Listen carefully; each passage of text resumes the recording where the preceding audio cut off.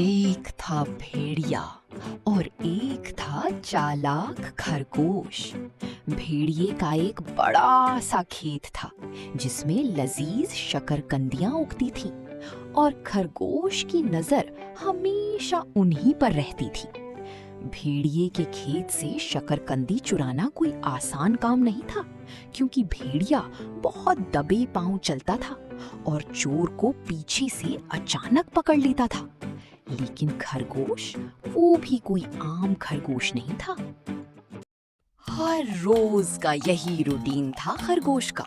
पहले वो एक बड़ी सी हड्डी खेत में दबा देता, फिर आराम से शकरकंदियां उखाड़ता, थैले में भरता और सीटी बजाता हुआ ऐसे निकल जाता जैसे कुछ हुआ ही नहीं। लेकिन एक दिन भेड़िए को खबर हो गई। भेड़िया आग बबूला हो गया। उसने सोचा, आज इस चोर को सबक सिखाऊंगा। वो चुपके से भूसे के बड़े ढेर के पीछे जा छुपा और सांसें रोक के इंतजार करने लगा। थोड़ी देर बाद खट खट खट खरगोश आ पहुंचा। खरगोश ने बिल्कुल नॉर्मल अंदाज में जमीन खोदी, हड्डी दफन की, शकरकंदियां उखाड़ी, थैली में ठूसी और सीटी बजाता हुआ चल दिया। लेकिन जैसे ही वो भूसे के ढेर के पास पहुंचा, ढम! पकड़ लिया। आज नहीं बचोगे तुम। बताओ, मेरे खेत में क्यों आए थे? बोल, क्यों आए थे? अरे भाईजान, मैं खुद नहीं आया। वो हवा थी ना, बहुत तेज हवा थी आज।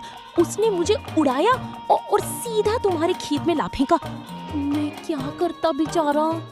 ठीक है, मान लिया हवा ने उड़ाया, तो फिर मेरी शकरकंदियां क्यों तोड़ी? बोल। अरे वो भी हवा की वजह से हुआ भाईजान।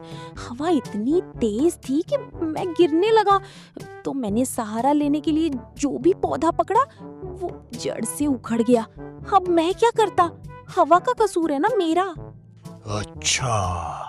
अच्छा, हवा ने उड़ाया। हवा ने शकरकंदी उखाड़ी, तो फिर ये शकरकंदियां तुम्हारे थैले में कैसे आईं? हवा ने डाली क्या? वो तो भाई मैं भी यही सोच रहा था कि ये कैसे हुआ। इसी सवाल पर मैं गौर करता जा रहा था कि तुमने पकड़ लिया। भेड़िया खरगोश की इस जबरदस्त चालाकी पर अंदर से हंस पड़ा, लेकिन गुस्से में वो चीखता रहा। बस, बहुत हो गई बकवास। कान खोल के सुन लो मिस्टर खरगोश, आज तुम्हारा कीमा पकाया जाएगा, समझे? ठीक है, कीमा बनाओ, लेकिन तुम भी कान खोल के सुन लो। मैं तुम्हें एक बड़ा राज बताने वाला था, जो अब कभी नहीं बताऊंगा। कभी नहीं। कैसा राज? क्या राज है? बताओ मुझे। नहीं बताऊंगा। चाहे कीमा बनाओ, चाहे बूटियां उड़ाओ, बिल्कुल नहीं बताऊंगा। अब भेड़िए का इश्तियाक और भी बढ़ गया। जितना वो पूछता, खरगोश उतना ही मना करता। आखिरकार खरगोश ने एक गहरी सांस ली और बोला, तुम समझते हो मैं सिर्फ शकरकंदियों के लिए आया था? बिल्कुल गलत। मैं आया था डायनासोर की हड्डियां लेने।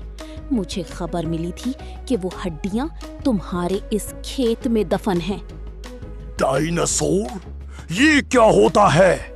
मैंने तो कभी सुना ही नहीं ये नाम। क्या तुम डायनासोर नहीं जानते? भाई वो एक ऐसा जानवर था जो हड्डियां खाता था, सीधी हड्डियां, और जिसके पास भी वो हड्डियां होती थी वो अपने से सैकड़ों गुना ताकतवर जानवर को भी एक ही वार में मार गिरा सकता था। समझे तुम? ये सच है, लेकिन मुझे यकीन नहीं आता।